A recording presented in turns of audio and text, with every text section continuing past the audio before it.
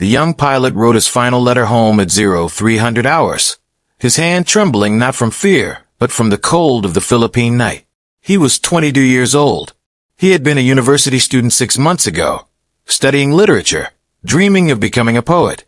Now he was sitting in the cockpit of an aircraft loaded with a 250-kilogram bomb, waiting for dawn, waiting to die. His letter to his mother contained only 3 sentences. Please forgive me for leaving before you. I go now to become a guardian deity of this nation. Please live well and be happy. In 6 hours, he would dive his aircraft into an American warship at 400 miles per hour. He would cease to exist as a human being and become something else entirely. A weapon, a symbol, a ghost that would haunt the survivors for the rest of their lives. He was one of nearly 4,000 young Japanese men who would make the same choice in the final year of World War II. They called themselves Shimpu, the divine wind. The Americans called them Kamikaze, and their story remains one of the most haunting and misunderstood chapters of the entire war. October 25th, 1944. Leyte Gulf, Philippines. The morning sun was just beginning to paint the eastern horizon when lookouts aboard the escort carrier USS St. Lo spotted them. 5 aircraft, approaching low and fast from the northwest, their silhouettes unfamiliar, their flight pattern strange. The ships had been under air attack for days, during the massive naval battle for Leyte Gulf, and everyone was exhausted. But something about these planes was different. They weren't dropping torpedoes. They weren't releasing bombs. They were coming straight at the ship, not veering away after their attack run, but continuing to close the distance with suicidal determination. Lieutenant Commander R.S. Rogers, the ship's executive officer, watched through binoculars as the lead aircraft bore down on them. Anti-aircraft guns opened up across the fleet, tracers stitching the sky. But the plane kept coming. It was hit multiple times, pieces flying off the wings, smoke trailing from the engine, but it never wavered from its course.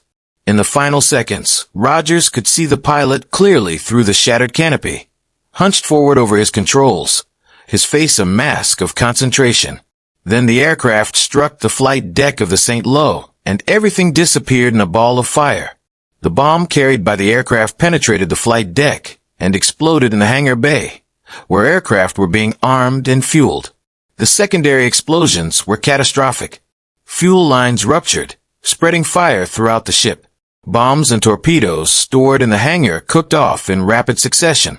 Within 30 minutes, the St. Lo was torn apart by internal explosions and slipped beneath the waves, taking 113 men with her.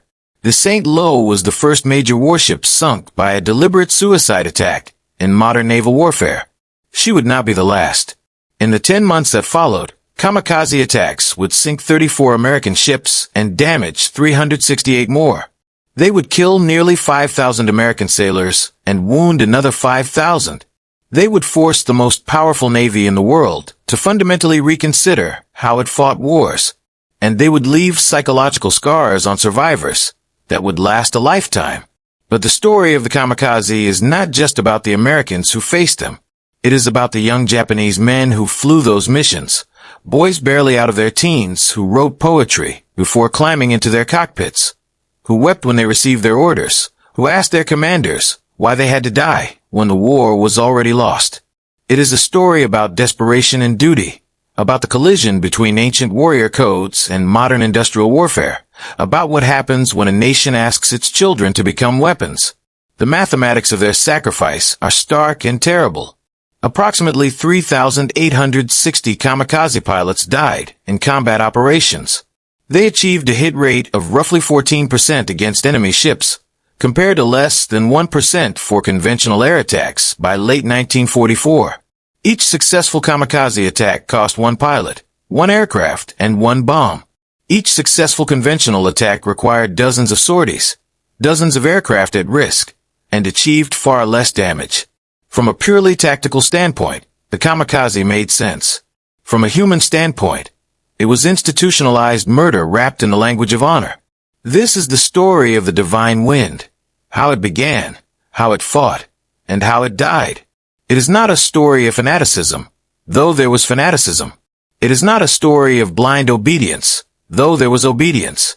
It is a story of young men trapped between the impossible demands of their nation and the universal desire to live, and how they found ways to face their deaths with dignity, even when dignity was all they had left. The road to Kamikaze began not in 1944, but in the early months of the Pacific War, when Japan's initial victories planted the seeds of eventual disaster. December 7, 1941. The attack on Pearl Harbor was a tactical masterpiece and a strategic catastrophe. Japanese naval aviation destroyed or damaged 8 American battleships, 3 cruisers, and nearly 200 aircraft. They killed 2,403 Americans and wounded another 1,178. And they did it with the loss of only 29 aircraft and 65 men. The victory seemed total, and Japan celebrated. What Japan failed to understand was that they had awakened a sleeping giant with limitless industrial capacity and a burning desire for revenge. The American aircraft carriers, the true arbiters of naval power in the Pacific, had been at sea during the attack and survived unscathed. American factories, untouched by war, would produce more ships, more aircraft, and more weapons than Japan could ever hope to match. Admiral Isoroku Yamamoto, the architect of Pearl Harbor, understood this better than anyone. "I fear all we have done is to awaken a sleeping giant and fill him with a terrible resolve," he reportedly said. He was right. For 6 months after Pearl Harbor, Japan expanded across the Pacific with stunning speed. Hong Kong fell on Christmas Day 1941. Manila fell on January 2, 1942. Singapore, the supposedly impregnable British fortress, surrendered on February 15th with 130,000 prisoners. The Dutch East Indies, with their vital oil reserves, were conquered by March. By May 1942, Japan controlled a vast empire stretching from the borders of India to the islands of the Central Pacific, from the frigid Aleutians to the tropical waters of New Guinea. Then the tide began to turn. June 1942. The Battle of Midway. American codebreakers had decrypted Japanese communications and knew exactly where and when the enemy fleet would strike. 4 Japanese aircraft carriers, the pride of the Imperial Navy, were caught with their aircraft on deck being refueled and rearmed. American dive bombers struck without warning. Within 5 minutes, 3 carriers were burning wrecks. The 4th would follow hours later. Japan lost 4 fleet carriers, 248 aircraft, and most importantly, hundreds of experienced pilots and aircrew who could never be replaced. The significance of Midway cannot be overstated. Japan's strategy depended on winning a short war before American industrial power could be brought to bear. Midway ended any hope of that. From June 1942 onward, Japan was fighting a war of attrition against an enemy that could outproduce them by a factor of 10 or more. The only question was how long the end would take to arrive. The attrition accelerated through 1943 and into 1944. The Solomon Islands campaign bled Japanese air power dry. The island-hopping strategy bypassed and isolated Japanese strongholds, leaving their garrisons to wither without support. American submarines, operating from bases that crept ever closer to Japan, strangled the sea lanes that supplied the empire with oil, food, and raw materials. Japanese cities began to burn under American bombing raids. By mid-1944, the situation was desperate. The Imperial Japanese Navy had lost the majority of its experienced pilots, men who had trained for years before the war and had accumulated hundreds of hours of combat experience. Their replacements were rushed through abbreviated training programs, sometimes receiving less than 100 hours of flight time before being sent to combat units. These green pilots faced American aviators who were not only better trained, but flying superior aircraft, guided by radar, supported by overwhelming logistics. The kill ratios became lopsided. Japanese pilots died by the dozens for every American plane they managed to shoot down. The Japanese command structure understood that conventional tactics were failing. Air attacks against American fleets required formations of 50 or 100 aircraft to achieve even modest results. Losses on these missions regularly exceeded 50%, sometimes reaching 80 or 90%. Pilots who survived one mission often didn't survive the second. The mathematics were unsustainable. Something had to change. The idea of deliberate suicide attacks was not new to Japanese military culture. Throughout the war, individual pilots had crashed their damaged aircraft into enemy ships rather than bail out or attempt to return to base. These were spontaneous acts, born of the moment, consistent with the warrior code that valued death over capture. But organized, planned suicide attacks were something different. They required a fundamental reconceptualization of the relationship between the individual pilot and his weapon. Vice Admiral Takejiro Onishi was the man who would forge this new weapon. He arrived in the Philippines on October 17, 1944, to take command of the 1st Air Fleet, and what he found was a shattered force. The 1st Air Fleet had once fielded hundreds of aircraft. Now it had fewer than 100 operational planes, and perhaps 30 pilots capable of flying combat missions. American forces had just landed at Leyte Gulf, beginning the liberation of the Philippines. The largest naval battle in history was about to unfold, and Onishi had almost nothing to contribute. On the night of October 19th, Onishi summoned the senior officers of the 201st Air Group to a meeting at Mabalacat Airfield. What he proposed shocked even these hardened veterans. The only way to achieve meaningful results against the American fleet, Onishi argued, was to organize suicide attack units. Pilots would deliberately crash their bomb-laden aircraft into enemy ships, sacrificing themselves to guarantee hits that conventional attacks could not achieve. The physics were simple. A diving aircraft was far more accurate than a drop bomb, and a pilot determined to die would not flinch in the final seconds. The officers listened in silence as Onishi outlined his proposal. Some were horrified. Others recognized the tactical logic, but struggled with the moral implications. Commander Seichi Tamai, the executive officer of the 201st, asked the question that hung over everyone. What about the pilots? How can we ask them to die? Onishi's answer would define the Kamikaze program. I don't want to order anyone to die. I want volunteers. Young men who understand that Japan's situation is desperate, who are willing to give their lives for the nation. If we force men to fly these missions, they will not fly them well. But if they volunteer, if they truly accept their deaths, they will fly with determination that no conventional pilot can match. The call for volunteers went out that night. By morning, 23 pilots had stepped forward. Some were experienced aviators who understood exactly what they were agreeing to. Others were young and naive, caught up in the emotion of the moment, perhaps not fully comprehending that they would never return. All of them were given the opportunity to reconsider. None did. The first official Kamikaze unit was designated the Shimpu Special Attack Corps. Shimpu was an alternate reading of the characters for Kamikaze, both meaning divine wind, a reference to the typhoons that had destroyed Mongol invasion fleets in 1274 and 1281, saving Japan from conquest. The name was deliberately chosen to invoke supernatural protection, to suggest that the pilots were instruments of divine will rather than mere suicide bombers.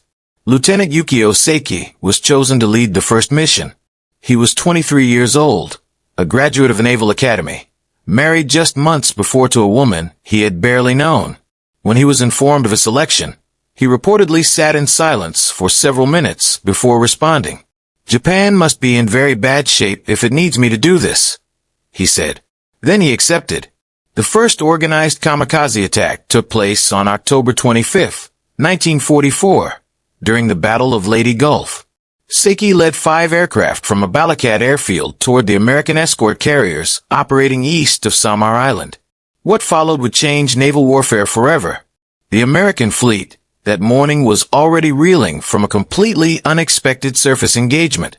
A Japanese battleship force had surprised the escort carriers of Taffy 3, and the small carriers and their destroyer escorts had been fighting for their lives for over 2 hours. The Japanese battleships had finally turned away, but the crews were exhausted, their ammunition depleted, their nerves frayed. Then the kamikazes arrived. The 5 aircraft of Seiki's unit approached at low altitude, using the morning clouds for cover. American radar detected them, but in the chaos of the ongoing battle, the contacts were initially misidentified as friendly aircraft. By the time the mistake was recognized, the kamikazes were already beginning their final dives.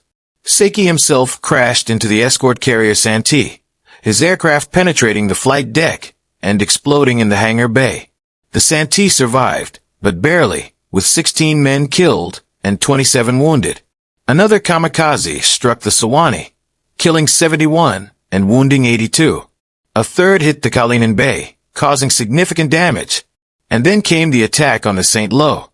The pilot who destroyed the St. Lo was not Seiki, but another member of the unit, whose name has been lost to history. His aircraft struck the carrier's flight deck at precisely the wrong moment, when the hangar bay was filled with fueled and armed aircraft. The resulting chain of explosions doomed the ship. As she sank, her crew could see other kamikazes circling overhead, looking for more targets. When reports of the attacks reached Admiral Onishi, he is said to have wept. The tears were not of joy but of anguish.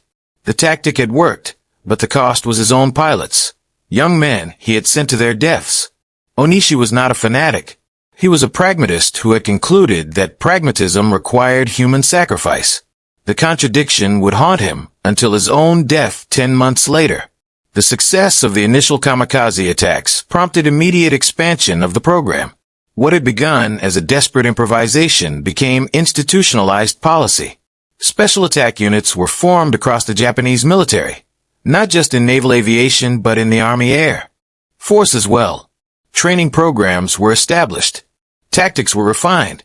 The infrastructure of mass suicide was built with bureaucratic efficiency. The expansion brought a fundamental change in the character of the Kamikaze Corps. The initial volunteers had been experienced pilots who understood what they were doing and chose it deliberately. The men who followed were increasingly young, increasingly poorly trained, and increasingly given little choice in the matter. By early 1945, kamikaze pilots were being drawn from university student reserves, boys as young as 17, who had been given minimal flight training and told they were being honored with a special mission. The recruitment process for these later kamikaze pilots was wrapped in the language of honor, but contained elements of profound coercion. Young men were assembled in groups and asked to volunteer by stepping forward.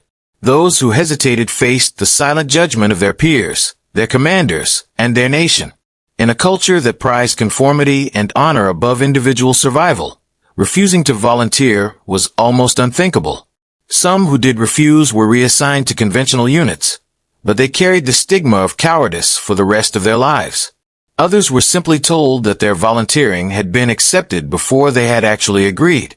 Ensign Haichi Okabe was one of the university students drafted into the kamikaze program in late 1944. He had been studying economics at Waseda University when he received his conscription notice. After abbreviated flight training, he was assigned to a special attack unit in Kyushu. His diary, recovered after the war, provides a window into the mind of a young man preparing to die. November 15th, 1944. Today I was told that I have been selected for a special attack mission.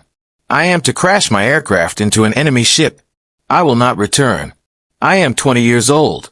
I have never been in love. I have never seen my mother's hometown. I have never finished reading the collected works of Natsume Soseki. There are so many things I will never do. And yet, I feel strangely calm. Perhaps this is what acceptance feels like. Or perhaps I am simply too tired to be afraid. Okabe's diary continued for another 3 months, documenting the strange limbo existence of kamikaze pilots waiting for their missions. They trained during the day, practiced diving attacks on mock targets, studied ship recognition charts. At night, they drank sake, wrote letters, composed poetry. Some embraced their fate with apparent enthusiasm. Others struggled with despair that they could not express openly. All of them lived with the knowledge that every sunrise could be their last. January 3rd, 1945. We had a party tonight to celebrate the new year. We drank and sang and pretended to be happy. Lieutenant Yamamoto stood up and said that 1945 would be the year of our victory. The year we would drive the Americans back across the Pacific. Everyone cheered, but I looked at the faces around me, and I saw what we all knew but could not say. There will be no victory. There's only death. We are already ghosts, waiting for our bodies to catch up. The training program for kamikaze pilots was minimal by design. Conventional fighter pilots required hundreds of hours of instruction in dogfighting, formation flying, navigation, and gunnery. Kamikaze pilots needed only to take off, find a target, and dive. Complex maneuvers were unnecessary because they would never need to evade or return. The focus was on approach tactics, target identification, and the psychology of the final dive. Instructors taught pilots to approach at high altitude, using clouds for cover, then dive at angles between 45 and 55 degrees. Steeper dives were harder to pull out of, which was irrelevant, but they were also harder to aim accurately. The optimal impact point was the base of the ship's superstructure, where the bomb would penetrate into the vital spaces below. Hitting the flight deck of an aircraft carrier was good, but hitting the elevator well was better, allowing the explosion to reach the hangar bay where fuel and ammunition were stored. The psychological training was equally deliberate. Pilots were told that their deaths would be painless, that they would feel nothing when their aircraft struck the target. They were told that their spirits would ascend to Yasukuni Shrine, where they would be honored as guardian deities of Japan forever. They were told that their sacrifice would inspire the nation, that their deaths would be the seeds of eventual victory. Some of this was sincere belief. Much of it was propaganda designed to make dying easier. Senior pilots who had volunteered early in the program sometimes returned from aborted missions, their aircraft damaged or their targets unavailable. These men became a problem for the command structure. They had already said goodbye to their families, already been honored as heroes, already been counted among the dead. Their continued existence was awkward. Some were sent on second or third missions until they finally succeeded in dying. Others were quietly reassigned to training duties, their failed deaths never mentioned. Lieutenant Junior Grade Ryoji Uehara was one of these returning pilots. He had attempted 3 kamikaze missions, each time forced to turn back due to mechanical failure or lack of targets. His letters home reveal the psychological toll of repeated preparations for death. My dearest mother, I have failed again. My aircraft developed engine trouble over the ocean, and I was forced to return to base. The mechanics say it will be repaired in a few days, and then I will try again. I do not know how to feel about this. Each time I prepare to die, I make peace with my life. I say goodbye to everything I love. And then I am returned to the living, and I must go through it all again. Some of the men envy me because I have more time. But time for what? I cannot plan for a future I will not have. I cannot enjoy the present because I know it will end. I am trapped between life and death, belonging to neither. Uehara finally completed his mission on April 28, 1945, crashing his aircraft into an American destroyer off Okinawa. He was 22 years old. The American sailors who faced the kamikaze attacks experienced their own psychological trauma. Unlike conventional air attacks, where the goal was to drop ordnance and escape, kamikaze attacks offered no possibility of deterrence. Shooting down an approaching aircraft meant nothing if the dying plane still struck your ship. The kamikazes were already dead. They just hadn't hit the water yet. Seaman First Class William Sholin was aboard the destroyer USS Leyte during the Okinawa campaign. His ship was struck by a kamikaze on April 6, 1945, killing 7 men and wounding 34. His account of the attack captures the terror of facing an enemy who could not be stopped. We saw him coming from about 2 miles out. Our guns opened up, and I could see the tracers hitting him. Pieces were flying off his wings. His engine was smoking, but he kept coming. He never wavered, never tried to pull out. He just kept coming straight at us, getting bigger and bigger in my gun's sight. I fired until my barrel was glowing, and it didn't matter. Nothing mattered. He was going to hit us, and there was nothing we could do about it. In those last few seconds, I could see his face through the canopy. He wasn't screaming or grimacing. He looked calm, almost peaceful, like he had already accepted what was about to happen. And then he hit us, and the world turned to fire. The kamikaze campaign reached its peak during the Battle of Okinawa, the last major amphibious operation of the Pacific War. The battle began on April 1, 1945, when American forces landed on the island, just 350 miles from the Japanese home islands. The Japanese High Command recognized that Okinawa was the final barrier before the homeland itself. They committed everything they had left, including the most massive kamikaze offensive of the war. Operation Kikusui, meaning floating chrysanthemums, was planned as a series of 10 massed kamikaze attacks against the American fleet supporting the Okinawa invasion. Each attack would involve hundreds of aircraft, overwhelming American air defenses through sheer numbers. The goal was not to defeat the American fleet, which was impossible, but to inflict such devastating casualties that the Americans would reconsider invading Japan itself. Kikyusui No. 1 was launched on April 6, 1945. It was the largest kamikaze attack of the war. 355 kamikaze aircraft, supported by 344 conventional bombers and fighters, descended on the American fleet in a coordinated assault that lasted from dawn to dusk. The American Combat Air Patrol and anti-aircraft guns shot down hundreds of attackers, but dozens got through. The destroyer USS Bush was hit by 4 kamikazes in rapid succession. The first struck the ship's forward fire room, killing everyone inside. The second hit the main deck amidships. The third and fourth struck within minutes of each other, breaking the ship's back. The Bush sank with 87 men dead and 42 wounded. Nearby, the destroyer USS Colquhoun was also overwhelmed, taking 3 kamikaze hits that left her burning and sinking. She lost 35 killed and 21 wounded. Across the fleet, the story was the same. The destroyer Nukem was hit by 5 kamikazes, but somehow survived. The destroyer Leyte was struck once and nearly sank. The destroyer minelayer Emmons was hit by 5 kamikazes and had to be scuttled. In a single day, the Americans lost 6 ships sunk and another 21 damaged. Over 400 sailors were killed and another 500 wounded. It was the worst single day for the U.S. Navy since Pearl Harbor, and it was only the beginning. Kikyusui No. 2 came on April 12th, then No. 3 on April 16th, then 4, 5, 6, continuing through June. Each attack was smaller than the first, as the pool of available pilots and aircraft dwindled, but each attack extracted its toll. By the time the Okinawa campaign ended on June 22, 1945, the kamikaze had flown approximately 1,900 sorties against the American fleet. They had sunk 36 ships and damaged another 368. They had killed 4,907 American sailors and wounded 4,824. The destroyers on the radar picket line bore the heaviest burden. These ships were stationed in a ring around Okinawa, providing early warning of approaching air attacks. They were the first ships the kamikazes encountered, and they drew attacks like magnets.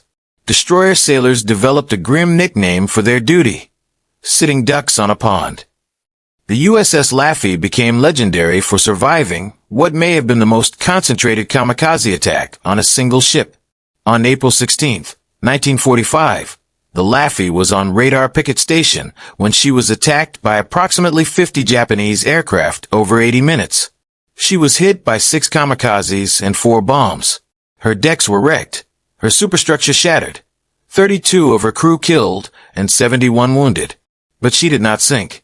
Her crew fought fires, plugged holes, and kept her guns firing until the last attacker was driven off. The Laffey was towed to port and eventually repaired. She is preserved today as a museum ship in Charleston, South Carolina. Her scarred hull a testament to what American sailors endured. Commander Frederick Beckton, the Laffey's captain, later wrote about the experience of command during the attack. You cannot prepare men for what it feels like to be attacked by kamikazes. Conventional warfare has a logic to it. The enemy wants to survive just as much as you do. But the kamikaze has already accepted death. He is not trying to survive his attack. He is trying to make sure his attack succeeds, even if it costs him everything. When you face an enemy like that, you realize that all your training, all your tactics, all your weapons are just ways to delay the inevitable. Some of them will get through. Some of your men will die. All you can do is fight as hard as you can and hope that you're not one of the unlucky ones. The psychological impact on American sailors was profound and lasting. Men who had survived kamikaze attacks developed what later generations would recognize as post-traumatic stress disorder. They flinched at loud noises. They had nightmares about diving aircraft. They struggled to form emotional connections, having learned that anyone they cared about could be killed in an instant. Many turned to alcohol to cope with their memories. Some never recovered. Seaman Robert Graff served aboard the destroyer USS Hugh W. Hadley, which was hit by 3 kamikazes during a single engagement off Okinawa. 30 years later, he described the lasting effects. I still can't watch war movies. When I see an airplane on screen, my heart starts racing, and I have to leave the room. For years after the war, I couldn't go to the beach. The sound of waves reminded me of the ship, and I would start shaking. I got married, had kids, had a career, did everything normal people do. But I was never normal again. Part of me is still on that ship, watching those planes come in, waiting for the impact. That part of me will never leave. The Japanese side of the kamikaze experience was equally complex and equally haunted. The young men who flew these missions were not the mindless fanatics of American propaganda. They were human beings, full of fear and doubt and longing for life, who had been convinced that their deaths were the only way to serve their country. The letters and diaries of kamikaze pilots, many preserved in Japanese archives and memorial museums, reveal the full range of human emotion. Some writers expressed genuine enthusiasm for their mission, viewing it as the ultimate expression of loyalty to the emperor and the nation. Others wrote with barely concealed despair, counting down the days until their deaths, grieving for the lives they would never live. Many fell somewhere in between, accepting their fate with a mixture of resignation and dignity that defies simple categorization. Second Lieutenant Takashi Nagai, a kamikaze pilot who died on May 11th, 1945, left behind a diary that captured this complexity. April 3rd. Today I learned that my mission will be soon. I do not know the exact date, but it will be within the next 2 weeks. I have spent the afternoon writing letters to my family. I told my mother that I am proud to serve the emperor. I told my father that I hope to bring honor to our family name. I told my sister to study hard and marry well. These are the things I am supposed to say. They are not lies, exactly. But they are not the whole truth either. The whole truth is that I am afraid. Not of dying. I have accepted that. I am afraid of the moment before dying. I am afraid that I will hesitate, that I will flinch, that I will fail to complete my mission. I am afraid that my last thought will be of the life I am losing rather than the duty I am fulfilling. I am afraid that I am not brave enough to be brave. April 5th. Today we practiced diving attacks against a mock target on land. The instructor told us to keep our eyes open all the way to impact, to make small adjustments to our aim until the very last second. He said that many pilots close their eyes in the final moment, and that is why they miss. I practiced keeping my eyes open, staring at the target as it rushed toward me, pulling up at the last possible instant. It is harder than it sounds. Every instinct tells you to look away, to protect yourself. But I must overcome instinct. I must die with my eyes open. April 10th. Tomorrow is the day. I know I should sleep, but I cannot. I keep thinking about all the things I will never do. I will never see the cherry blossoms in Kyoto. I will never taste my mother's cooking again. I will never hold a woman in my arms. I will never grow old. I am 21 years old, and tomorrow I will be nothing. I wonder what my death will accomplish. The commanders tell us that our sacrifice will turn the tide of the war, that we will save Japan from destruction. But I have seen the reports. I know how many ships the Americans have, how many planes, how many men. We cannot defeat them. We can only make them bleed. Is that enough? Is my life worth one damaged ship, 100 American casualties? I want to believe that it is. I have to believe that it is. Because if it is not, then my death is meaningless, and I cannot face a meaningless death. Nagai's final diary entry was written on the morning of his mission. May 11th.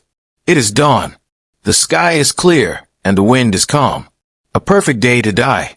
In a few minutes, I will walk to my aircraft and climb into the cockpit.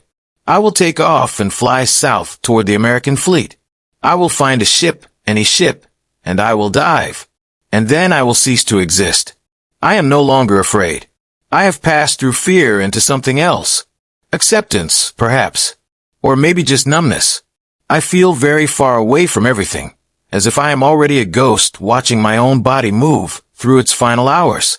Mother, Father, Yuki, forgive me. I did not want to die. But I had no choice. Please remember me as I was, not as what I have become. The engine is starting. It is time to go.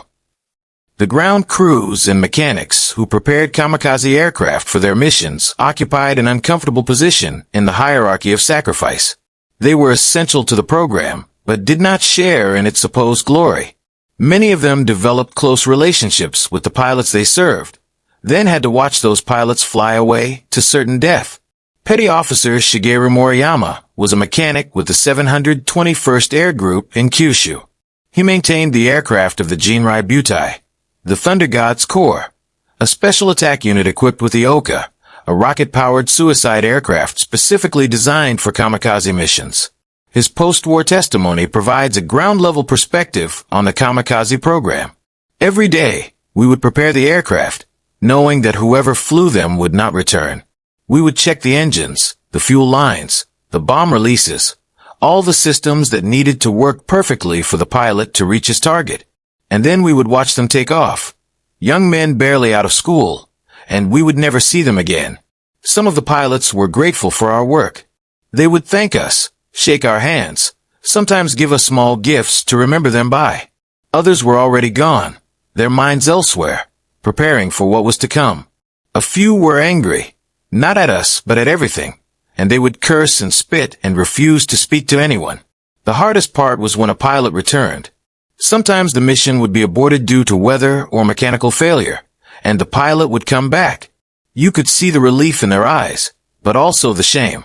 They had prepared to die, and now they had to prepare again. Some of them went on 3 or 4 missions before they finally succeeded in dying. By the end, they were empty, hollowed out by the repeated rehearsals for death. I think some of them were almost grateful when their final mission came, just to end the waiting.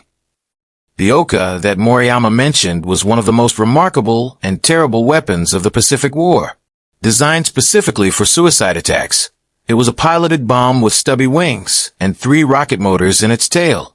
The Oka was carried beneath the twin-engine Betty bomber to within range of the target, then released to glide or rocket toward its victim. Once released, there was no possibility of return. The pilot was committed to death from the moment he left the mother aircraft. The Oka was fast in its rocket-powered terminal dive. It could exceed 600 miles per hour, making it almost impossible to shoot down. But it was also extremely difficult to deliver to its target. The Betty bombers that carried it were slow and vulnerable, and American fighters quickly learned to intercept them before they could release their deadly cargo. Of the 852 Oka bombs built, only a small fraction reached their targets. But those that did were devastating. The destroyer USS Manard L. Able was the first ship sunk by an Oka, struck on April 12, 1945. The bomb penetrated the ship's hull and detonated inside, breaking her in half. She sank in less than 5 minutes, taking 84 men with her. Other ships were damaged by Oka hits, their armor pierced by a weapon that combined the mass of an aircraft with the speed of a rocket. The pilots who flew the Oka called themselves Thunder Gods, but among themselves, they used a darker term, Baka bombs, meaning fool bombs. They knew that the chances of reaching their targets were slim, that most of them would die before they could complete their missions. But they flew anyway, because they had no other choice, because refusing would bring shame upon themselves and their families, because dying for the emperor was the only path their nation had left them. Lieutenant Commander Motoharu Okamura was the man who conceived the Oka program and led the Thunder Gods into battle. He was a complex figure, simultaneously a true believer in the kamikaze concept and a man tormented by the deaths he ordered. His own writings reveal the contradiction at the heart of the suicide attack philosophy. I know that what I am asking these young men to do is terrible. I know that I am sending them to their deaths, that I am ordering them to throw away their lives for a cause that may already be lost. But what is the alternative? If we do not fight with every weapon we have, Japan will be destroyed. The Americans will land on our shores, and our people will be slaughtered or enslaved. I would rather die fighting than submit to that fate, and I believe these young men feel the same. And yet, I cannot escape the feeling that I am betraying them. They trust me. They believe that their sacrifice will matter, that their deaths will save Japan. But I am no longer certain that this is true. I have seen the reports. I know how strong the enemy is. We are not winning this war. We are only prolonging it, buying time with the blood of our children. For what? For the hope that something will change, that some miracle will save us? I no longer believe in miracles. I believe only in duty, and duty demands that I continue sending young men to die. Okamura survived the war and lived until 1948, when he died of illness at the age of 37. His final years were spent in obscurity, haunted by the faces of the young men he had sent to their deaths. According to those who knew him, he never spoke of the thunder gods after the surrender, refusing all interviews and ignoring all attempts to memorialize the unit's sacrifice. The silence was his penance. The spring of 1945 brought increasing desperation to Japan's military leadership. The fall of Okinawa was now inevitable, and the American noose was tightening around the home islands. Strategic bombing raids were devastating Japanese cities, burning them to ash with incendiary bombs that killed tens of thousands in single nights. The naval blockade was starving the nation of food and fuel. The end was coming, and everyone knew it. In this atmosphere of impending doom, the Kamikaze program expanded beyond aviation. The Japanese military began developing suicide weapons for every domain of warfare. Human torpedoes called Kaiten that would be guided by their pilots directly into enemy ships. Shinyo explosive motorboats that would ram into landing craft. Fukuryu suicide divers who would walk along the ocean floor carrying explosive charges to detonate beneath enemy vessels. The entire nation was being converted into a weapon of self-destruction. The Kaiten human torpedo program was perhaps the most claustrophobic form of suicide warfare, based on the long lance torpedo that had proved so deadly in the early years of the war. The Kaiten was modified to carry a single pilot in a tiny compartment behind the warhead. The pilot would guide the torpedo toward its target using a primitive periscope, then die in the explosion that was supposed to destroy an American ship. Ensign Seikyo Nishina, one of the developers of the Kaiten, was also one of its first pilots. He died on November 20th, 1944, during the first Kaiten attack of the war, launched against the American anchorage at Ulithi Atoll. His attack sank the fleet oiler USS Mississiniua, killing 63 American sailors. But the majority of Kaiten attacks were failures, the torpedoes missing their targets, suffering mechanical breakdowns, or being destroyed by American countermeasures. The Kaiten pilots faced unique psychological challenges. Unlike kamikaze aircraft pilots, who could at least see the sky and feel the wind, Kaiten pilots were sealed inside their weapons in almost total darkness, guided only by brief glimpses through a periscope. Their final minutes were spent in a steel coffin, alone with their thoughts, unable to see the target they were approaching, unable to know if their death would have any meaning at all. Petty Officer Second Class Yutake Okoda was one of the few Kaiten pilots who survived the war. His Kaiten suffered mechanical failure during a mission in early 1945, and he was recovered by his mother submarine before he could complete his attack. His account of the experience is one of the most chilling testimonies of the suicide weapon program. Inside the Kaiten, you cannot see anything. There is only darkness and the sound of the motor. You are moving through the water at 40 knots. But you cannot feel the speed. You cannot feel anything. You are sealed in a metal tube, waiting to die. I had trained for this moment for months. I had practiced the procedures hundreds of times. But nothing prepares you for the reality. The loneliness is absolute. There is no one to talk to. No one to share your fear. You are completely alone with your thoughts, and your thoughts are all about death. When my Kaiten failed, I thought I had been given a second chance at life. But I was wrong. I had been given a second chance to die. They repaired the Kaiten and told me I would go again. I lived for 3 more months in that limbo, knowing that each day could be my last.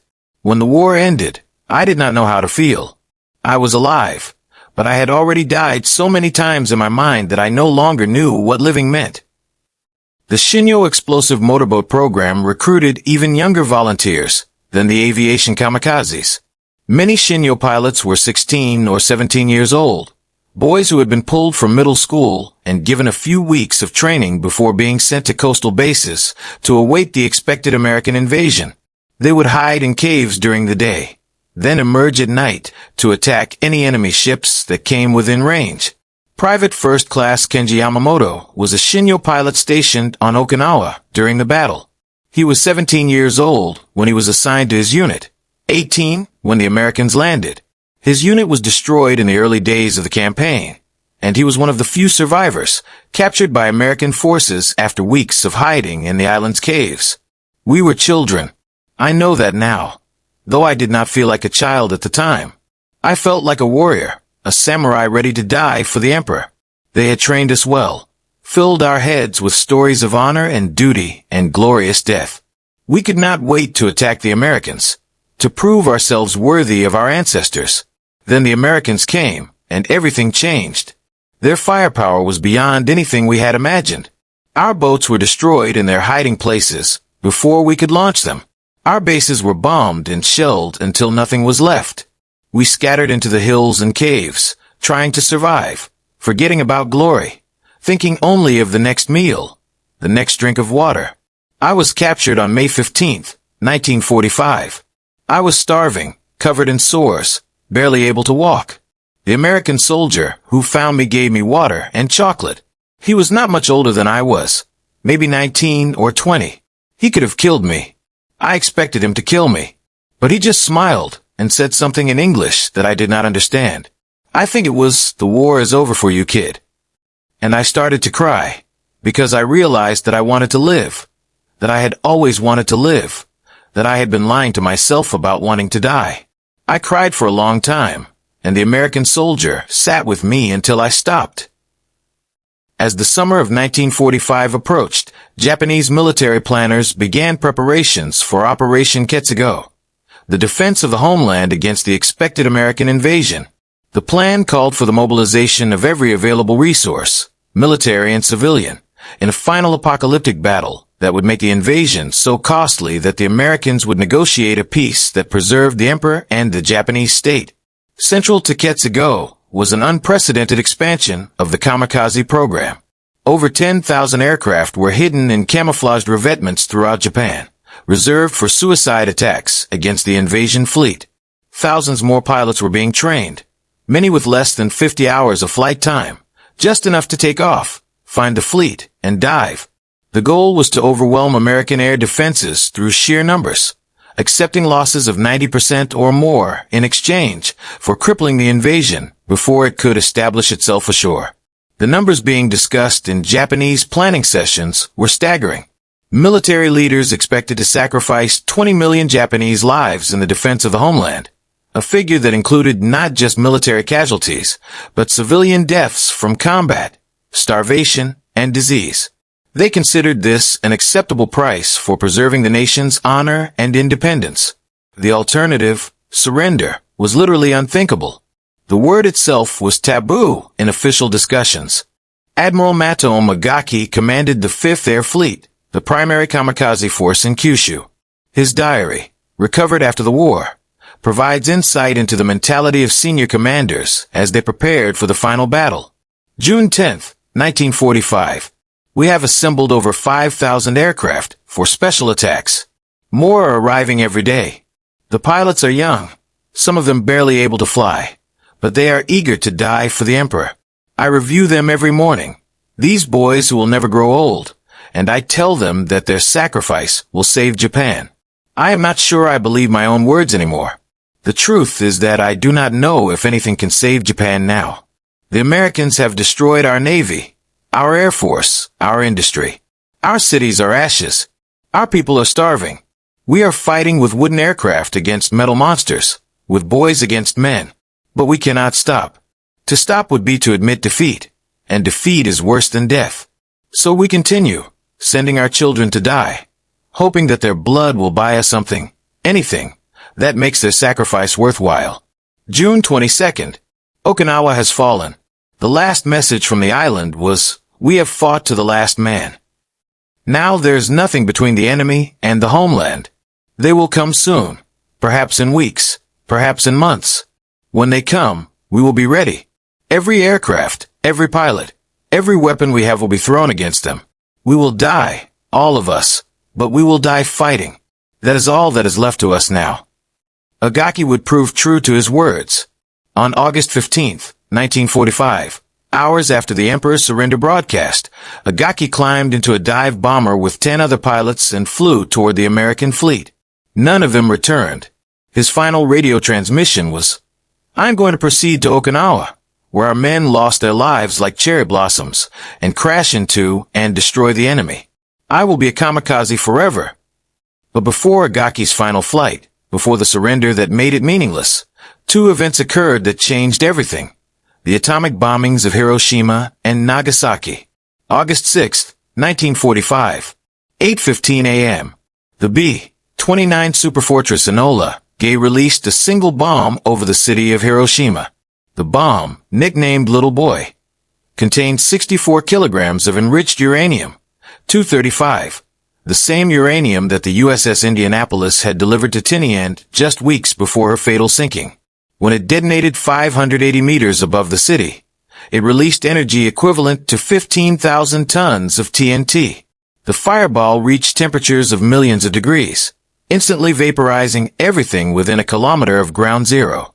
The blast wave flattened buildings for 2 kilometers in every direction.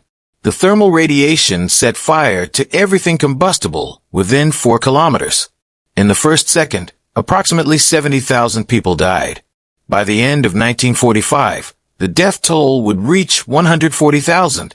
The kamikaze pilots stationed at airfields around Japan learned of the Hiroshima bombing through fragmentary reports that filtered down from headquarters. At first, many did not believe what they were hearing. A single bomb that destroyed an entire city? It seemed impossible, a propaganda trick or a mistranslation. But as the reports continued, as survivors began to arrive at hospitals throughout Western Japan, the truth became undeniable. Lieutenant Yasuo Nagatsuka was a kamikaze pilot stationed at Matsuyama Airfield in Shikoku.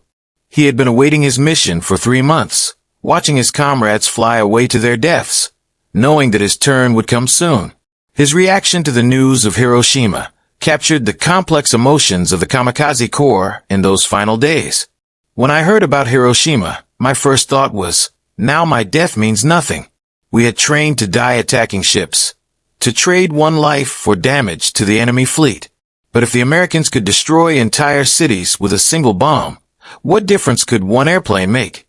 What difference could 1,000 airplanes make? We were preparing to throw ourselves against an enemy who had the power of the sun itself. It was like ants attacking an elephant. We might sting him, but we could never hurt him. And yet, part of me was relieved. Not because the war might end, but because my death might finally come. I had been waiting so long, preparing so long, that the waiting had become worse than the dying. Every day, I woke up and wondered if this would be the day. Every night, I lay awake thinking about the morning. The bomb gave me hope that the end was coming, one way or another, even if that end was the destruction of everything I knew. 3 days after Hiroshima, on August 9, 1945, a second atomic bomb destroyed the city of Nagasaki, killing another 70,000 people. The same day, the Soviet Union declared war on Japan and invaded Manchuria with over 1 million troops, shattering the last hope that Japan might negotiate a favorable peace through Soviet mediation. The Japanese government was in chaos. The military leadership wanted to continue fighting, arguing that the Americans could not have many atomic bombs, that Japan could absorb the losses, that surrender would mean the destruction of everything Japanese civilization stood for. The civilian leadership recognized that continued resistance was futile, that more atomic bombs would fall until nothing remained, that surrender was the only way to preserve anything of Japan. The debate raged for 5 days, while American bombers continued their conventional raids, while kamikaze pilots waited at their airfields for missions that might never come, while millions of Japanese civilians wondered if they would live to see the next sunrise. Finally, on August 14th, Emperor Hirohito made a decision that had never been made in Japanese history. He intervened directly in government policy and declared that Japan must accept the Allied surrender terms. The emperor's recorded announcement was broadcast at noon on August 15th, 1945. It was the first time most Japanese citizens had ever heard his voice, speaking in the formal court language that many listeners could barely understand. He announced that Japan had accepted the Potsdam Declaration, that the war was over, that further resistance would only result in the total extinction of human civilization. For the kamikaze pilots, the announcement was devastating. They had prepared to die, had accepted their deaths, had said goodbye to their families, and made peace with their souls. Now they were told that their deaths were no longer necessary, that the sacrifice they had committed to making would not be required. Some felt relief. Others felt anger. Many felt a strange emptiness, as if the purpose that had sustained them had suddenly been removed, leaving nothing in its place. Ensign Hachiro Hosokawa was waiting at Kanoya Airfield in Kyushu when the Emperor's broadcast was played. He had been scheduled to fly his mission the next morning. His diary entry for that day captures the confusion and grief of the Kamikaze Corps in the aftermath of surrender. We gathered around the radio, straining to hear through the static. The Emperor's voice was thin and strange, not at all what I had imagined. I could not understand all of his words, but I understood enough. The war was over. We had surrendered. Around me, men began to weep. Some fell to their knees. Others stood in silence, their faces blank with shock. I did not know what to feel. I had prepared myself to die tomorrow. I had written my final letters, given away my possessions, made my peace with the universe. And now I was told that I would live.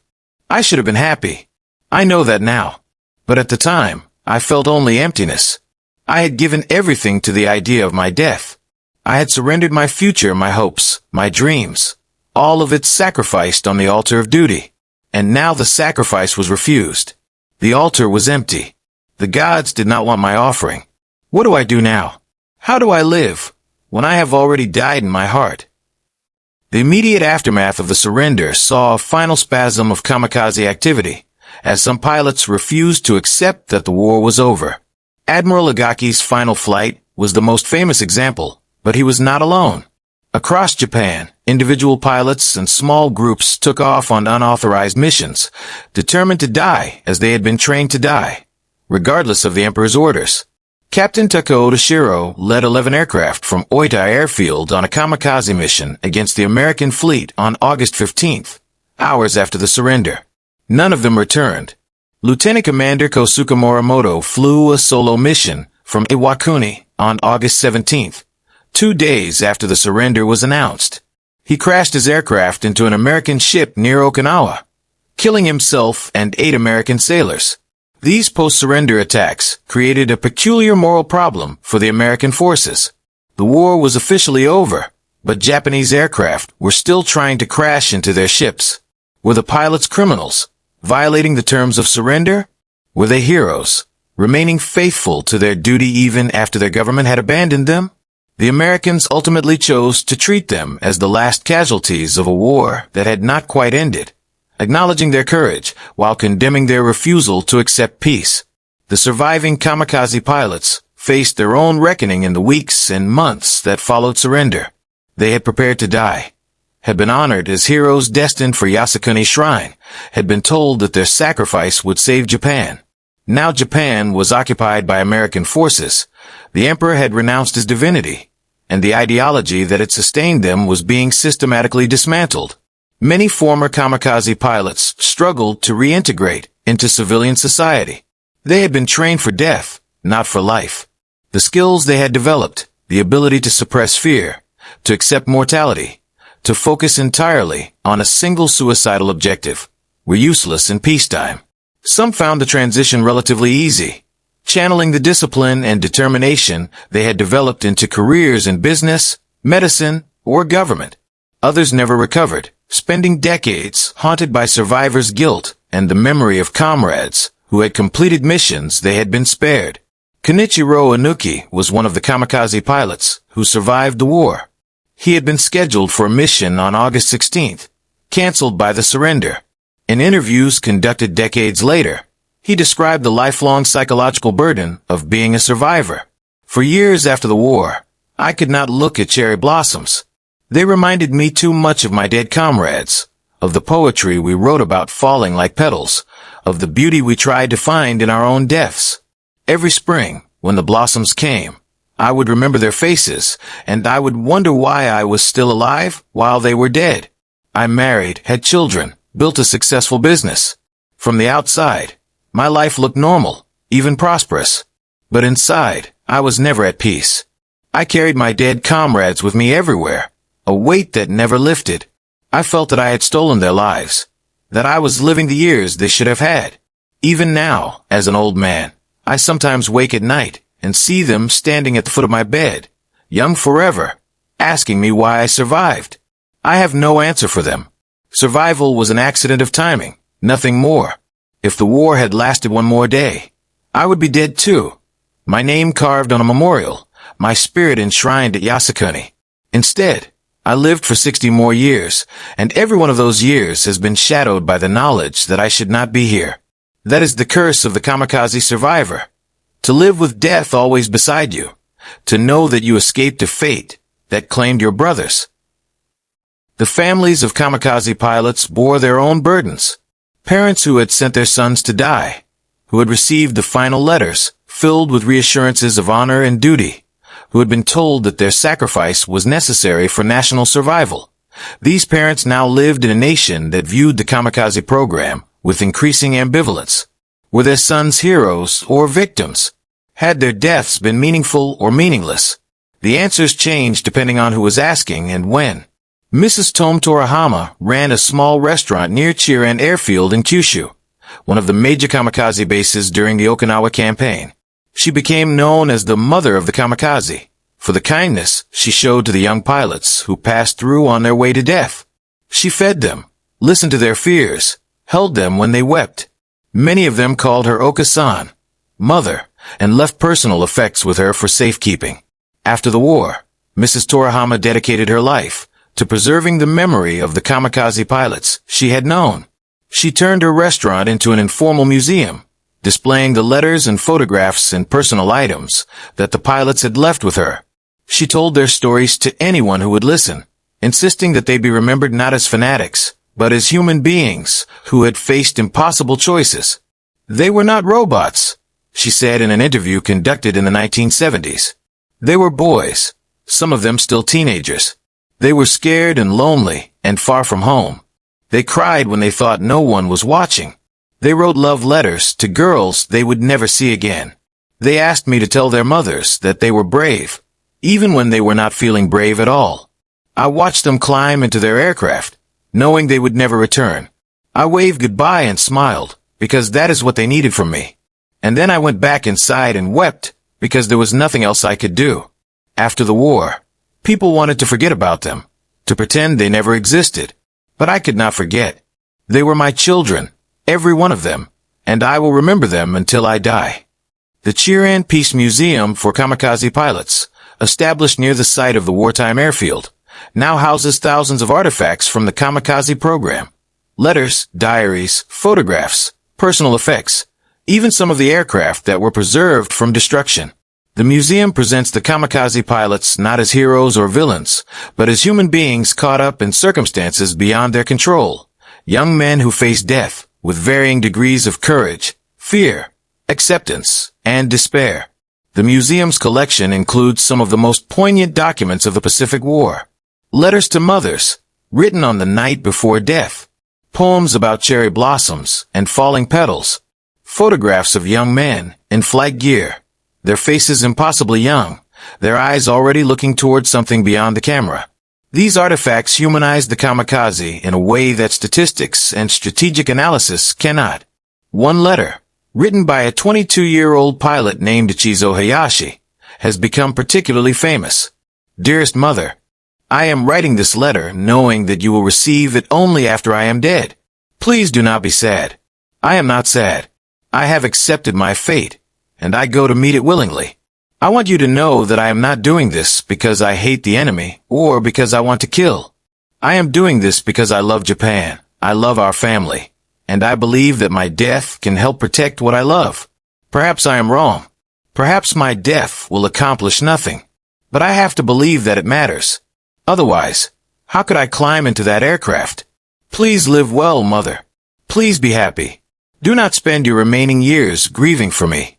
I will be with you always, in the wind that rustles the trees, in the rain that falls on the garden, in the cherry blossoms that bloom each spring. Look for me there, and you will find me. Your loving son, Ichizo. The American perception of the kamikaze evolved significantly in the decades after the war. During the conflict itself, American propaganda portrayed the kamikaze as evidence of Japanese fanaticism and barbarity, proof that the enemy was fundamentally different from civilized peoples and had to be destroyed without mercy. This portrayal served important purposes during wartime, dehumanizing the enemy and justifying the extreme measures necessary to defeat him.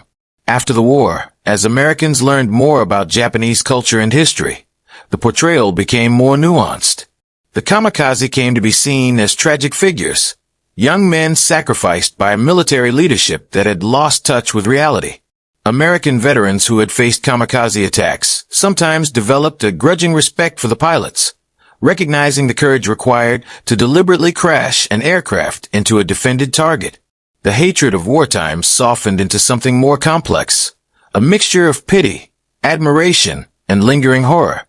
Captain Fred Edwards, who commanded the destroyer USS Callahan when she was sunk by a kamikaze on July 29, 1945, provided one of the most thoughtful American perspectives on the kamikaze phenomenon.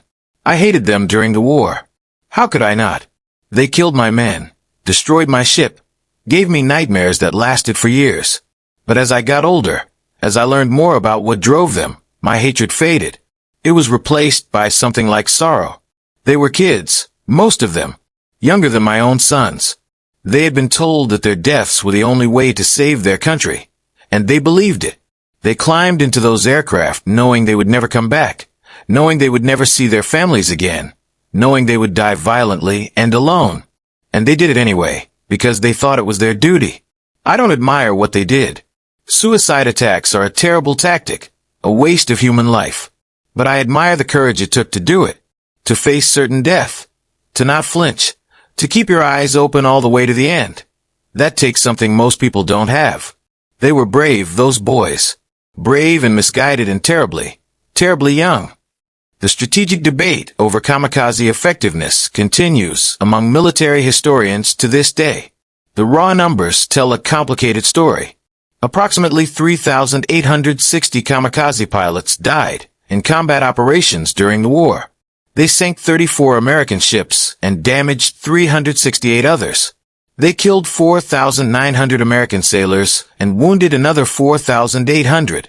These figures represent a significant tactical achievement, particularly when compared to the results of conventional air attacks in the same period. But the numbers also reveal the limitations of the kamikaze as a strategic weapon. Despite the thousands of aircraft and pilots sacrificed, the kamikaze never came close to stopping or even significantly delaying American operations. The invasion of Okinawa proceeded on schedule despite the massive Kikisui attacks. The American fleet, though bloodied, remained fully operational. The air and naval superiority that had allowed the Americans to advance across the Pacific was never seriously threatened. The hit rate of kamikaze attacks, approximately 14%, was far higher than conventional air attacks, but still meant that 6 out of 7 pilots died without achieving their objective. The aircraft and fuel consumed by the kamikaze program could have been used for conventional operations that, while less dramatic, might have achieved more sustainable results.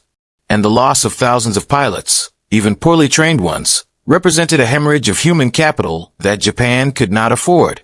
Commander Minoru Genda, one of the architects of the Pearl Harbor attack and a senior naval aviation strategist, was privately critical of the kamikaze program even during the war. His post-war analysis was scathing. The kamikaze was a confession of failure.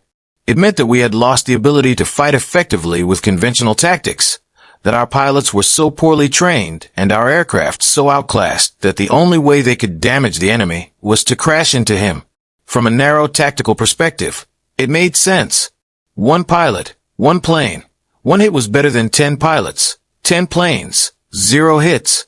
But strategically, it was suicide in more ways than one. It consumed resources we needed for other purposes. It demoralized our surviving pilots, who knew they were being saved for the same fate.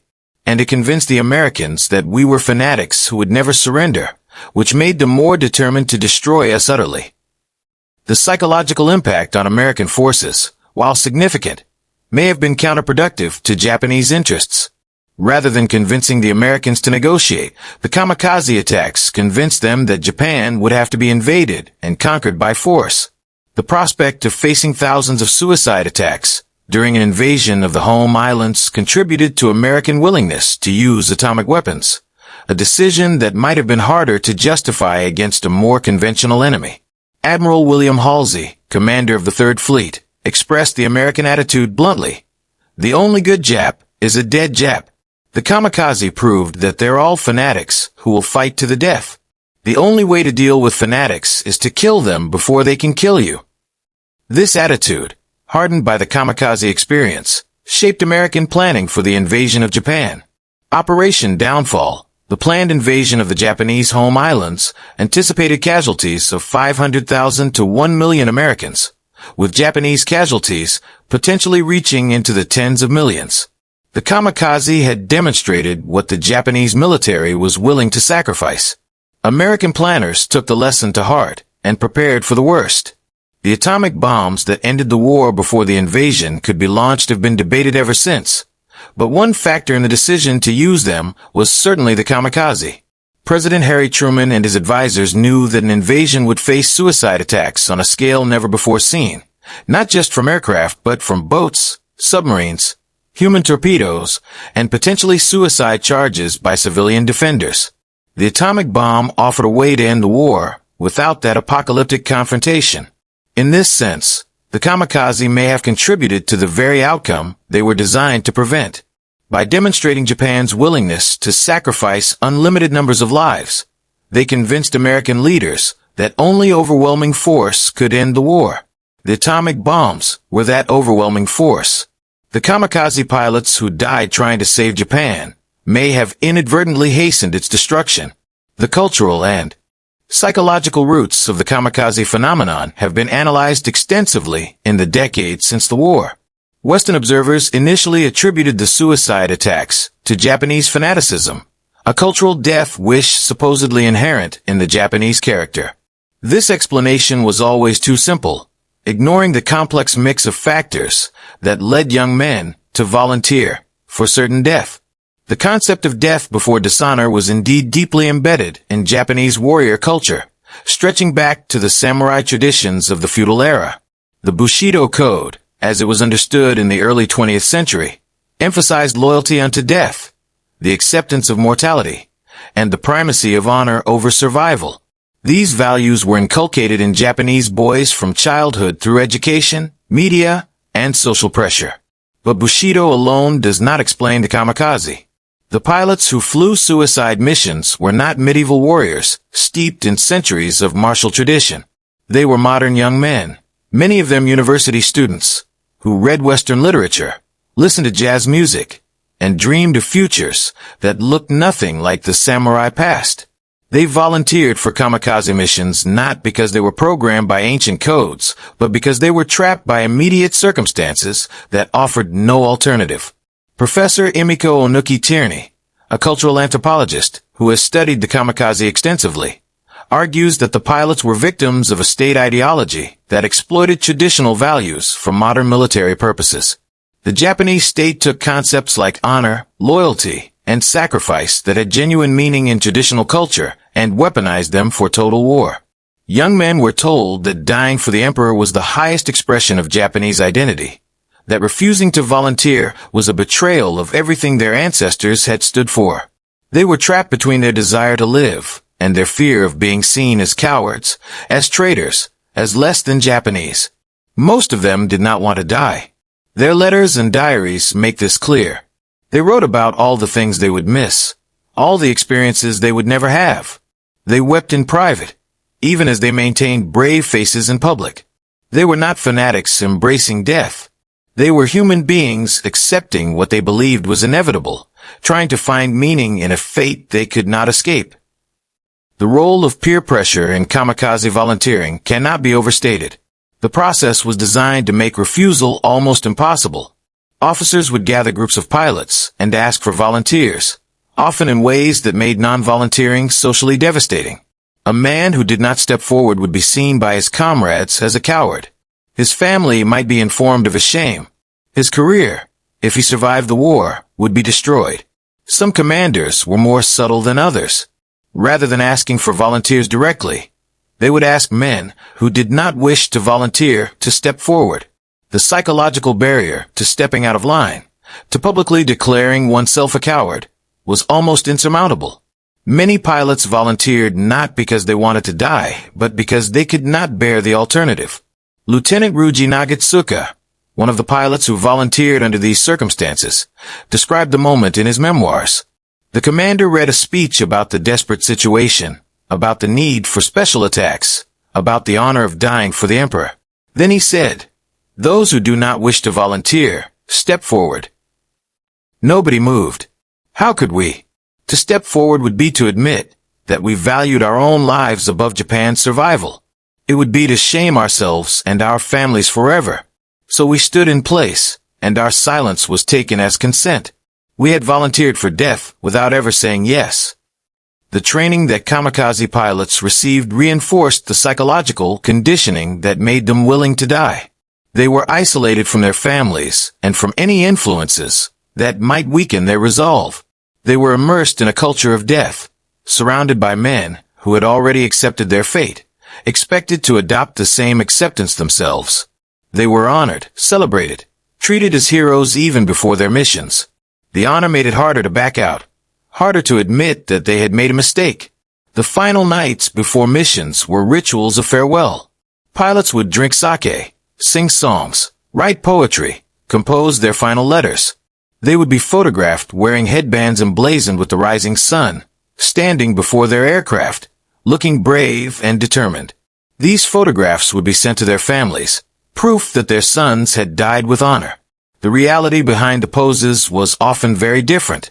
Corporal Kunio Tashiro described his final night before his mission in a letter to his brother that was never sent. "They tell us to be brave, to face death without fear. But how can anyone face death without fear? I am terrified. My hands shake when I think about tomorrow. I cannot eat.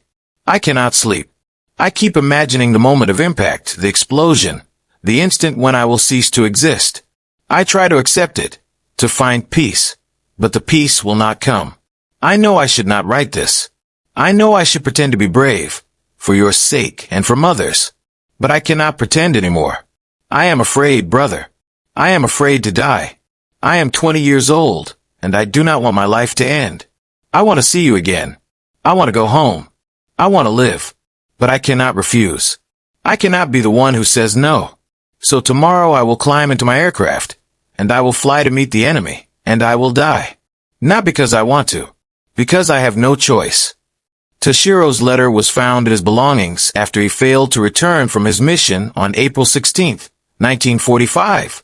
His body was never recovered. The religious dimensions of the kamikaze program were complex and often contradictory. State Shinto, the official religion of wartime Japan, taught that the emperor was divine and that dying in his service guaranteed immortality as a guardian deity at Yasukuni Shrine. This belief provided comfort to some pilots, allowing them to face death with the assurance that something of them would survive. But many kamikaze pilots were skeptics who did not believe in the religious promises offered by the state. They flew their missions without expectation of spiritual reward, accepting death as simple extinction. For these men, the motivation was not supernatural but deeply human. Love of family, loyalty to comrades, a desire to protect what they valued even at the cost of their own existence.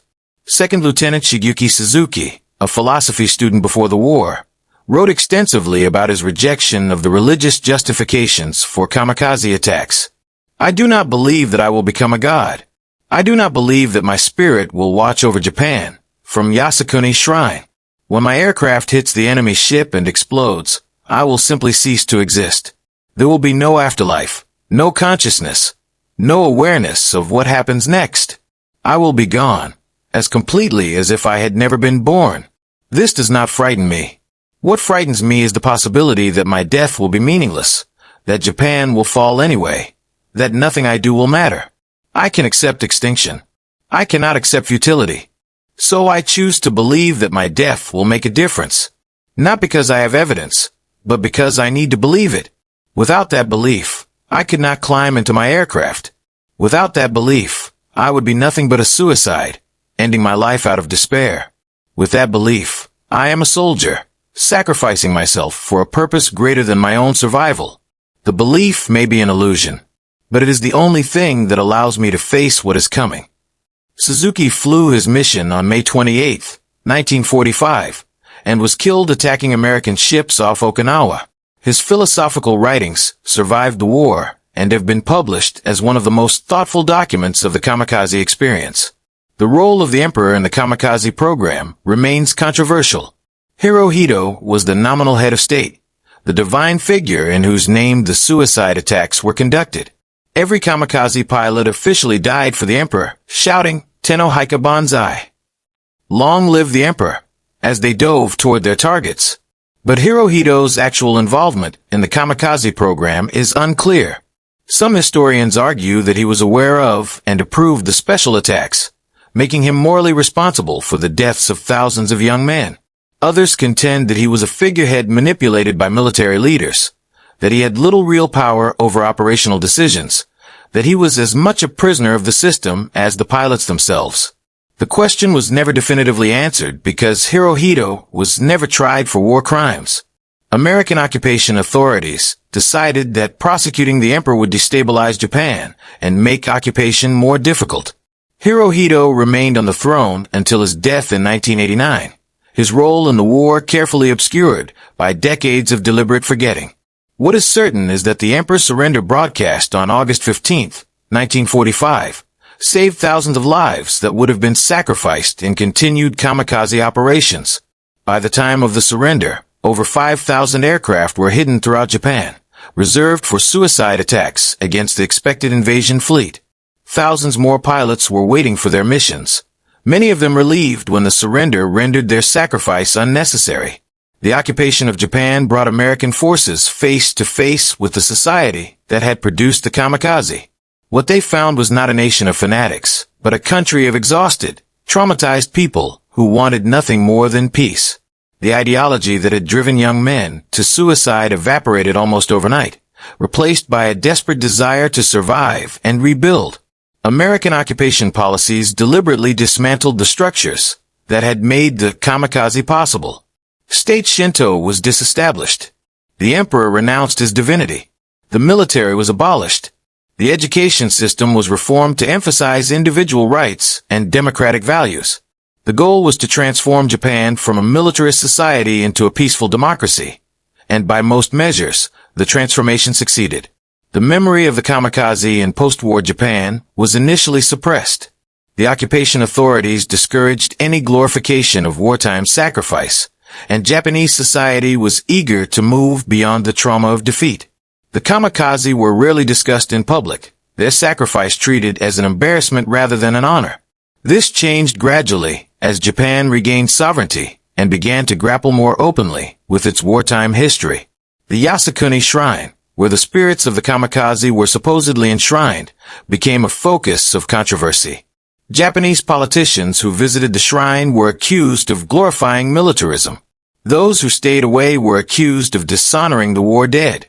The debate continues to this day, reflecting Japan's ongoing struggle to reconcile its past with its present. The Chiren Peace Museum, the Yeshika Museum at Yasukuni Shrine, and numerous smaller memorials throughout Japan preserve artifacts and testimonies from the kamikaze program. These institutions present the kamikaze in different ways. Some emphasize the tragedy of young lives lost. Others focus on the courage and sacrifice of the pilots. Still others use the kamikaze as a warning against the dangers of militarism and nationalism. Foreign visitors to these museums often come away with conflicting impressions. The displays humanize the kamikaze in ways that make simple condemnation difficult. Reading the letters of 20-year-old boys writing to their mothers, seeing the photographs of young men in flight gear who would be dead within days, it becomes impossible to view them simply as enemies or fanatics. They were human beings, caught in circumstances that offered no good choices, doing what they believed was right. But the museums have also been criticized for sanitizing the kamikaze experience, for presenting the pilots as noble victims rather than instruments of aggressive war. The question of who deserves sympathy, the kamikaze who died or the American sailors they killed, has no easy answer. Both were victims of a war that consumed millions of lives. Both deserve to be remembered. Captain Mitsuo Fukuda, who led the air attack on Pearl Harbor and survived the war to become a Christian evangelist, offered a perspective that attempted to transcend national boundaries. War makes monsters of us all. The Americans who firebombed Tokyo killed more civilians in one night than all the kamikaze attacks combined. The atomic bombs killed hundreds of thousands of innocents. Does that justify the kamikaze? No. Nothing justifies sending young men to certain death. But it should make us humble about assigning guilt. We all have blood on our hands. The kamikaze pilots, the American bomber crews, the generals and admirals and politicians who made the decisions. We were all caught up in something larger than ourselves, something that demanded sacrifices we should never have been asked to make. The last survivors of the Kamikaze Corps are now extremely elderly, their ranks thinning with each passing year. Those who remain have spent decades processing their experiences, trying to make sense of what they were asked to do and why they survived when so many did not. Tadamasa Tatsu was 20 years old in 1945, a kamikaze pilot, waiting for his mission when the war ended. He became a businessman after the war, raised a family, lived a long and productive life. In his 90s, he finally began speaking publicly about his experiences. For 50 years, I could not talk about the war. The memories were too painful, too confusing. I felt guilty for surviving when my friends had died. I felt angry at the commanders who had asked us to sacrifice ourselves for a war that was already lost. I felt ashamed of the things I had believed, the propaganda I had swallowed, the readiness with which I had accepted my own death. It took me decades to understand that I was not responsible for the war or for the decisions that sent my friends to their deaths. I was a boy, barely out of school, doing what I was told by men who should have known better. The guilt belongs to them, not to me. But the grief is mine forever. I carry it with me every day. The faces of the boys who flew away and never came back. They were my brothers. I loved them, and I will never stop mourning them. The strategic lessons of the Kamikaze campaign continue to be studied by military planners around the world. The basic concept using suicide attacks to overcome technological or numerical inferiority has been adopted by various groups since World War II, from the Tamil Tigers in Sri Lanka to jihadist organizations in the Middle East. The kamikaze demonstrated that suicide tactics can achieve results that conventional methods cannot, a lesson that has been learned repeatedly in the decades since. But the kamikaze also demonstrated the limitations of suicide warfare. Despite the thousands of pilots sacrificed, Japan still lost the war. The kamikaze could delay and damage, but could not defeat an enemy with overwhelming resources and industrial capacity. They could make victory more expensive, but could not prevent it. In the end, they died for nothing, their sacrifice rendered meaningless by Japan's unconditional surrender. This is perhaps the most tragic aspect of the kamikaze story. The pilots who died believed they were saving Japan. They were told that their sacrifice would turn the tide of the war, would convince the Americans to negotiate, would preserve the nation and the emperor. None of this proved true. Japan surrendered unconditionally, was occupied by foreign forces, saw its emperor reduced from a god to a constitutional figurehead. Everything the kamikaze died to protect was lost anyway. The survivors of kamikaze attacks, both Japanese and American, have grappled with this meaninglessness in different ways. Some have found comfort in religious faith, believing that the sacrifice had spiritual significance even if it lacked military effect.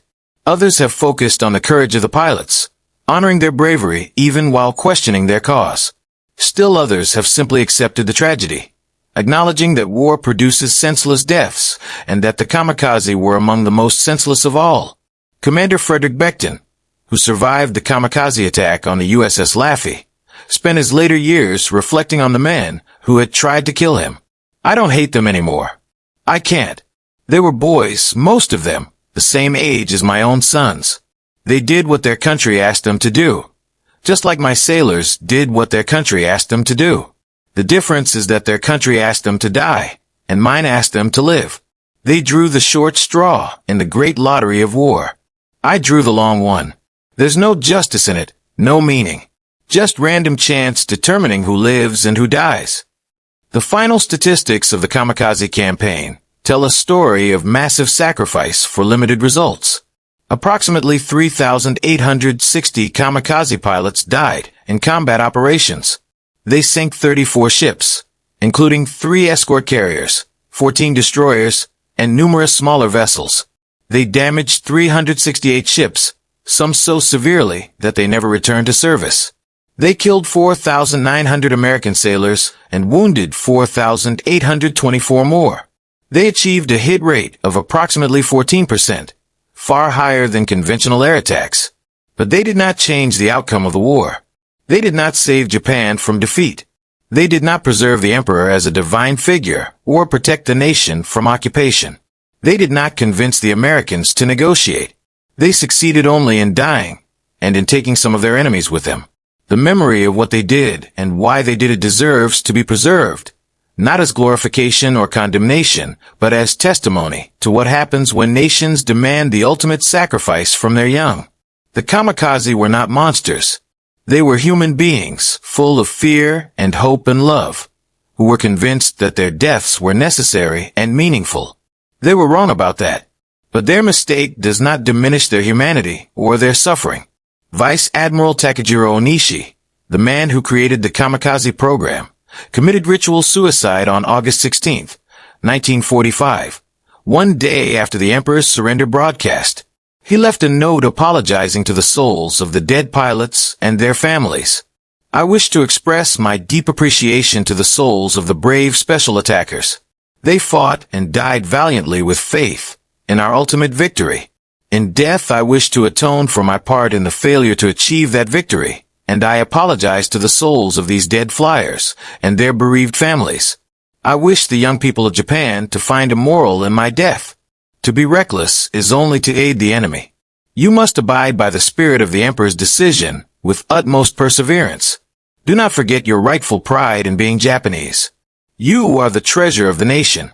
With all the fervor of spirit of the special attackers, strive for the welfare of Japan and for peace throughout the world.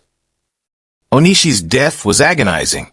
He cut his abdomen in the traditional manner, but refused assistance in finishing the act, lingering for hours before finally dying. Some interpreted this as appropriate penance for the suffering he had caused. Others saw it as a final act of cowardice, a refusal to face the consequences of his decisions. Whatever the interpretation, his death marked the end of the kamikaze as an organized program. The young men who flew those missions deserved better than to be sent to certain death for a cause already lost. They deserved to live, to grow old, to have the futures they dreamed about in their final letters. Instead, they became weapons, their lives converted into explosives, their hopes and fears and loves erased in moments of violent impact. They were sons and brothers and friends. They wrote poetry and played music and fell in love. They were afraid to die, but more afraid to refuse. They climbed into their aircraft knowing they would never return, and they flew toward the enemy with whatever courage they could summon. Some screamed. Some prayed. Some closed their eyes in the final seconds, despite their training. Some kept their eyes open all the way to the end. They were the divine wind, the Shimpu, the kamikaze. They were promised that their sacrifice would save Japan. It didn't. They were promised that they would become gods at Yasukuni Shrine. Most of them didn't believe it. They were promised that their deaths would have meaning. In the end, they died for a meaning that evaporated with Japan's surrender. Nearly 4,000 of them, young men who should have had entire lives ahead of them, gone in the space of 10 months. 4,000 letters home. 4,000 final photographs. 4,000 empty seats at family tables. 4,000 lives reduced to statistics in a war that consumed millions. The survivors, American and Japanese alike, carried the weight of those deaths for the rest of their lives. The Americans remembered the terror of attacks that could not be stopped, the friends who died beside them, the screaming aircraft that kept coming no matter how many were shot down. The Japanese remembered the comrades who flew away and never returned, the guilt of surviving when others did not, the knowledge that they had been ready to die for a lie. War demands sacrifice. Sometimes that sacrifice has meaning. Sometimes it changes history, saves lives. serves purposes greater than any individual death. But sometimes sacrifice is simply waste. Lives thrown away for goals that were never achievable. Deaths that accomplished nothing except to add more grief to a world already drowning in it. The kamikaze were both. Sacrifice that achieved tactical results and waste that changed nothing strategically. They damaged American ships and killed American sailors, but they did not win the war. They demonstrated courage that their enemies respected, but that courage could not overcome the industrial might that was crushing Japan. They died believing they were heroes, and perhaps they were. But they were also victims. Young men manipulated into destroying themselves for a cause their leaders knew was lost. Their story deserves to be told, not to glorify what they did, but to understand why they did it. They were not so different from young men everywhere, in every war, who answer their nation's call and pay the price their nation demands. The kamikaze were extreme, their sacrifice absolute, but the dynamic that created them exists wherever nationalism and militarism convince young people that their deaths are worth more than their lives. 10 months of organized suicide attacks. Nearly 4,000 dead pilots. 34 ships sunk. Thousands of sailors killed on both sides. And in the end, Japan surrendered anyway, occupied anyway, transformed anyway. The divine wind blew itself out against an enemy that could not be stopped, leaving nothing but memories and grief and unanswerable questions about what it all meant. They were the kamikaze. They were young men who flew to certain death because their nation asked them to. They were terrified and brave, conflicted and committed, human in every way that matters. They deserve to be remembered, not as heroes, not as villains, just as what they were, young men who died too soon, for reasons that made sense to no one except the desperate leaders who sent them. The Pacific Ocean keeps its secrets. Somewhere beneath those blue waters lie the remains of aircraft that never returned, the bones of pilots who never grew old, the debris of a desperate gamble that failed. The sea does not judge what lies within it. The sea simply receives and holds and keeps. But we who remain above the surface must judge. We must decide what to make of the kamikaze, how to remember them, what lessons to draw from their sacrifice. The judgment is not easy. It never is when young men die in war.